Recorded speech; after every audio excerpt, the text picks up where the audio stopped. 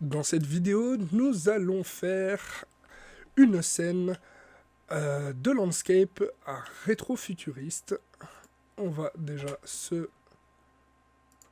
prémunir d'enlever tout ce qu'il y a de base dans la collection et on va pouvoir importer un plane en faisant Shift A, plane, et on va augmenter son scale en faisant un S et on va l'augmenter par 8 et on valide. On passe en mode édition, on va faire clic droit Subdivide. On va aller ici, on va augmenter à 30 le nombre de subdivisions. On va activer le Smooth Selection en random. On va se mettre en sélection de points. Et puis, on va commencer à sélectionner des vertices sur les deux extrémités de notre plane.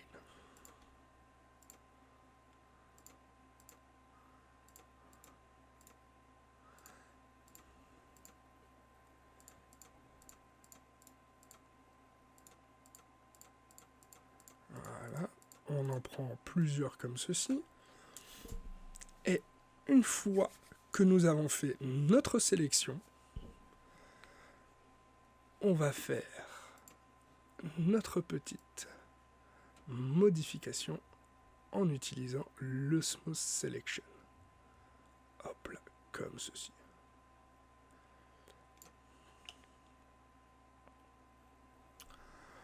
On va pouvoir un peu revenir en arrière. J'ai pas fait assez de sélection, je vais en refaire quelques-unes, tiens. Hop là, et on pourrait en reprendre une ici. Voilà, comme ceci. Et on va faire, hop là, on va le prendre un peu plus grand, comme ceci, voilà.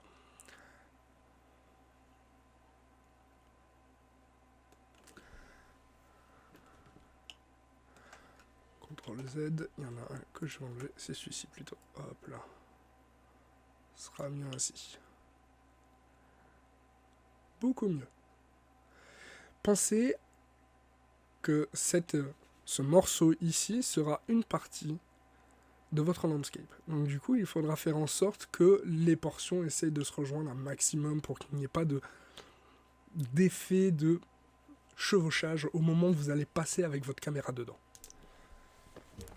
Alors, arrivé à cette étape, on va quand même devoir modifier un peu certains points pour éviter d'avoir uniquement la même taille. Donc on va reprendre quelques tailles, quelques sommets ici et là, hop là, ici, hop là, tac, tac, hop là, et hop là, et on va réaugmenter un petit peu comme ceci. Voilà, c'est plutôt sympathique. On va refaire ici aussi, tiens, pourquoi pas, hop là, et voilà. Maintenant que nous avons généré un shape de montagne, si je puis dire, nous allons revenir en mode objet. Nous allons faire un petit truc sympa que vous connaissez déjà, c'est importer un empty, ici un plane axis. Ce plane axis va nous servir de référence. Donc on va le mettre ici à l'extrémité.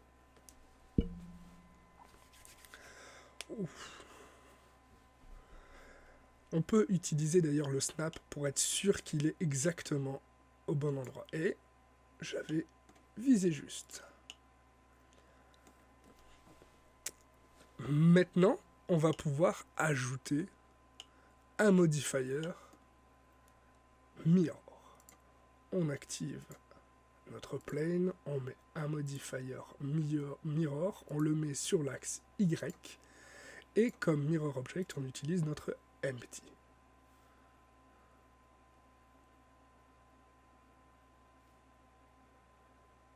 Merge.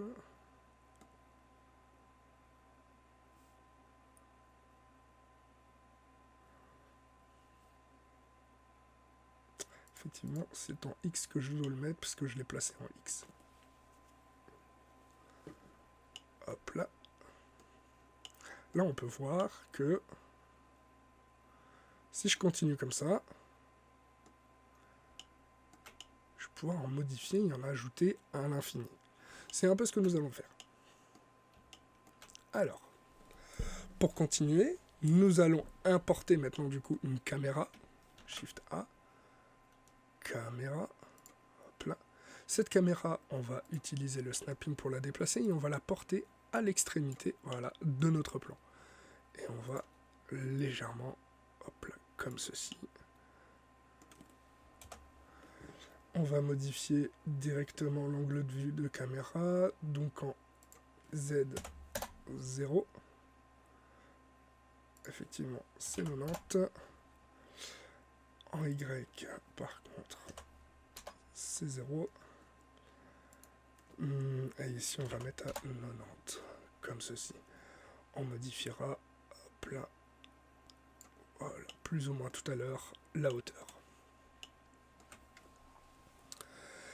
Une fois que nous avons fait ceci, on va aussi pouvoir modifier légèrement la focale. On va la réduire. Donc on se remet en vue caméra. Hop là. Et on va se mettre à 15. Non. C'était 35 mm. Une focale à 35 mm. Voilà. C'est suffisant pour ce que nous avons à faire. Alors. On va aussi modifier notre framerate. On n'a pas besoin d'autant de frames pour faire une boucle. Donc nous allons modifier ce framerate à 120, comme ceci. Nous allons du coup vérifier que les préférences d'interpolation, donc édition préférences, on attend ici, animation, l'interpolation par défaut, on va la mettre en linéaire. Hop là. Si jamais, au moment où si jamais vous avez oublié de le faire ici, et que vous avez déjà placé vos keyframes, vous pouvez toujours, en sélectionnant vos keyframes, en faisant clic droit, choisir le type d'interpolation ici. Voilà. Alors, on va reprendre, on va faire un premier déplacement de caméra.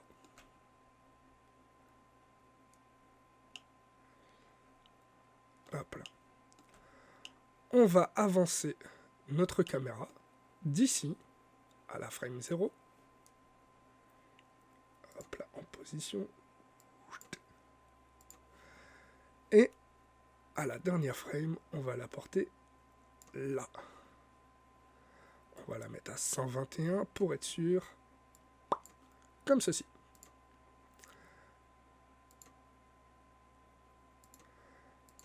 Elle n'a pas bougé.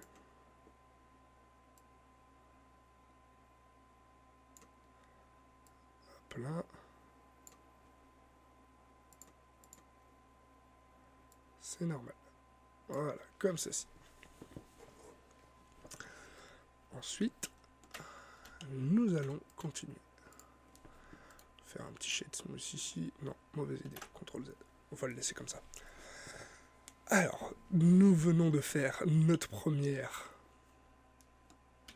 partie de décor. Nous venons de déplacer notre caméra. Nous allons du coup pouvoir ajouter tout ceci en duplication. Donc cette duplication, nous allons la faire différemment. Donc pour ce faire, nous allons prendre notre plane, nous allons ajouter le modifier array.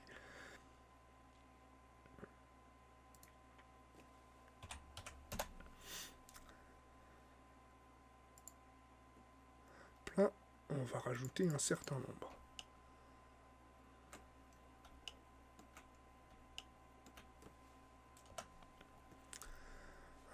On va avancer.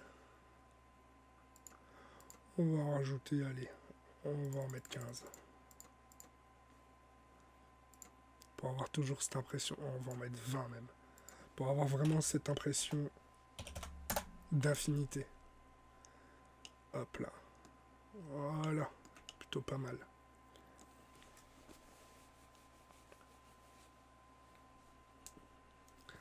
Ensuite, on va ajouter un modifier wireframe au-dessus de tout ça. Hop là. Wireframe. Hop Hop là, on va enlever Replace Original et on va modifier la thickness.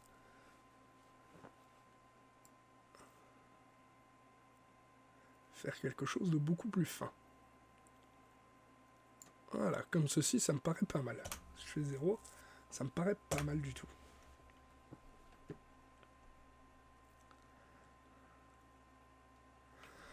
Alors, maintenant,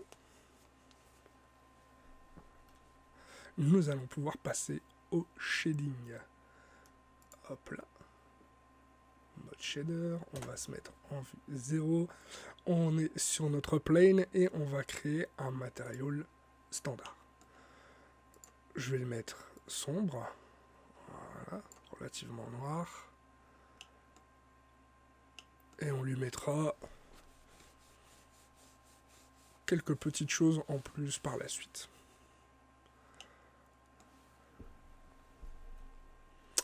Ensuite, on va ici, on va faire une seconde entrée et on va créer un matériau, hop là, un nouveau matériau qui sera lui émissif. Donc émission, hop là, et on va le mettre tout cyan.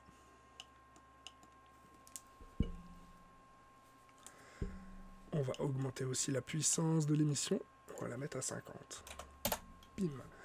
Aussi, on n'oublie pas, on est dans Eevee, on active ces éléments pour pouvoir voir surtout notre émission fonctionner. Ici aussi, le monde, pour le moment, on le met à 0. On lui mettra un HDR plus tard. On va retourner dans le modifier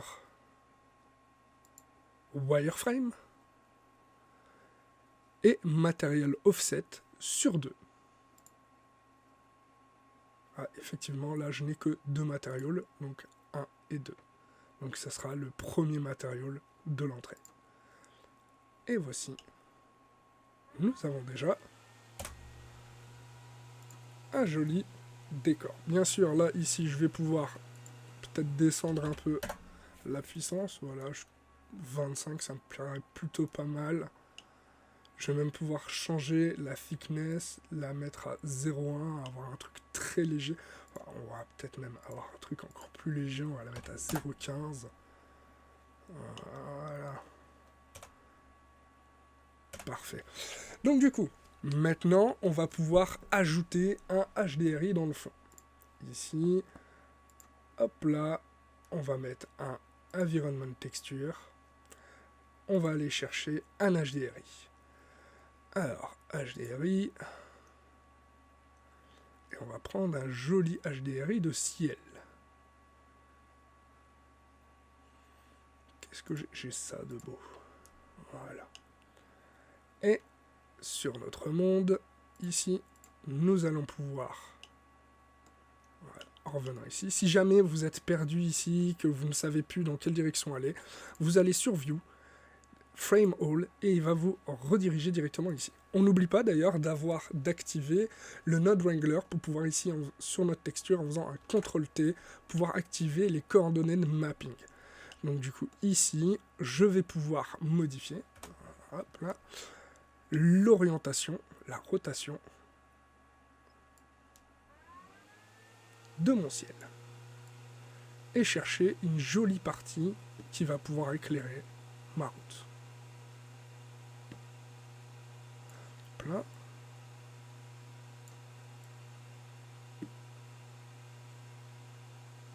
Ça c'est plutôt pas mal. Alors on va s'arrêter comme ça.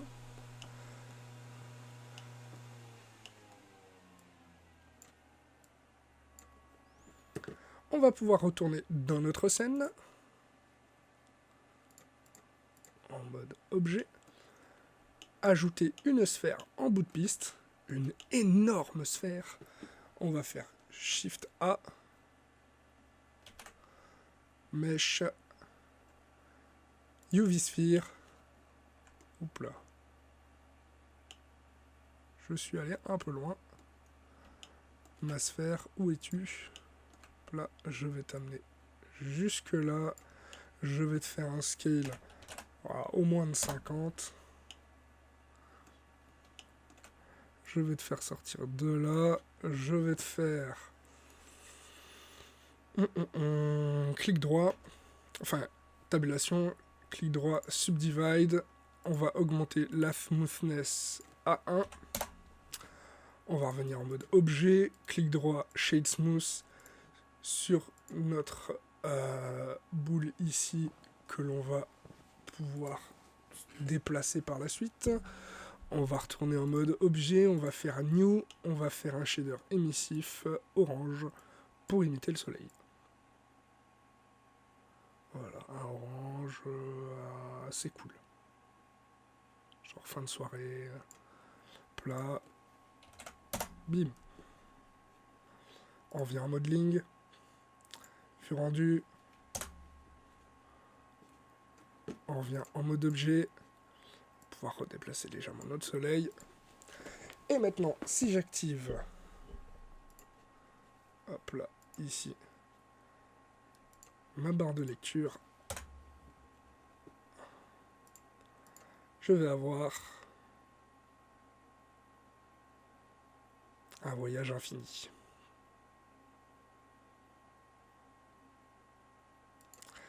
Bien sûr, vous pouvez vous amuser à légèrement agrandir la taille de votre soleil pour qu'il soit toujours de la même taille à chaque fin de boucle. Maintenant, vous n'avez plus qu'à faire un rendu, ou bien sûr, vous pouvez même carrément modifier votre HDR, trouver quelque chose qui correspond plus à ce que vous cherchez.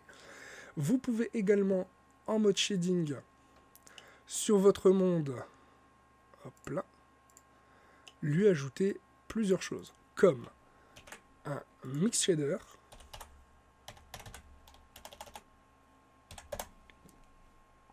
hop là. Si jamais vous ne voulez pas retrouver votre HDR, juste utiliser l'HDR comme reflet. On va faire un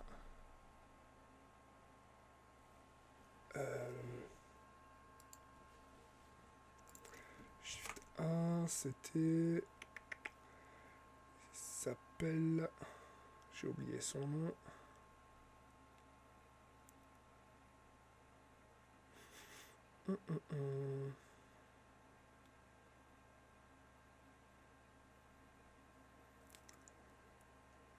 Il est... Voilà, le light path. On va utiliser caméra ray comme facteur. Oula. Comme facteur. Ici comme premier. Et du coup, comme ceci, vous avez déjà un fond noir. Mais pour être sûr, vous pouvez ajouter un background, comme ici. Un background. Lui mettre la couleur que vous souhaitez pour pouvoir la récupérer. Là, ici, c'est blanc, mais si je veux noir, hop là, rien ne m'empêche de mettre autre chose. Maintenant, vous n'avez plus qu'à faire un rendu. Vous avez suffisamment de lumière, de source de lumière, vous en avez une ici. Vous avez une source ici qui est lumineuse tout le temps, plus votre HDR. Bien sûr, vous pouvez modifier, pimper en plus. Hop là. On va pas prendre ce matériau-là, on va prendre celui-ci. Pour ce faire, voilà. On peut lui ajouter, par exemple, un noise texture. On va pouvoir ajouter un color ramp.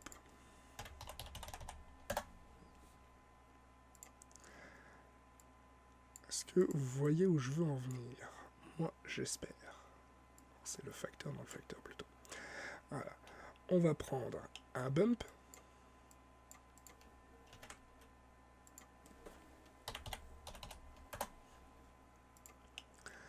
On va mettre le bump en normal. On va faire un CTRL-T ici. On va mettre objet.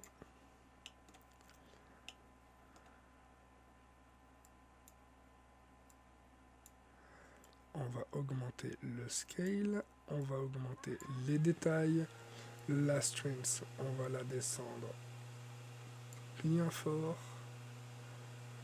Et on va inverser le color ramp. Comme ça, on va pouvoir augmenter les détails. Voilà, comme ceci.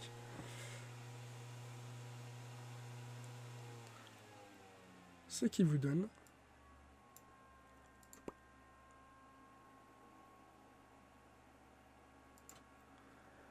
un effet légèrement rocheux sur votre décor. Hop là.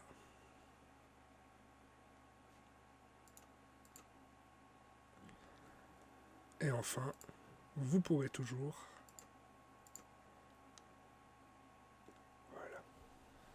vous balader. C'est ainsi que s'achève cette vidéo. Bonne chance!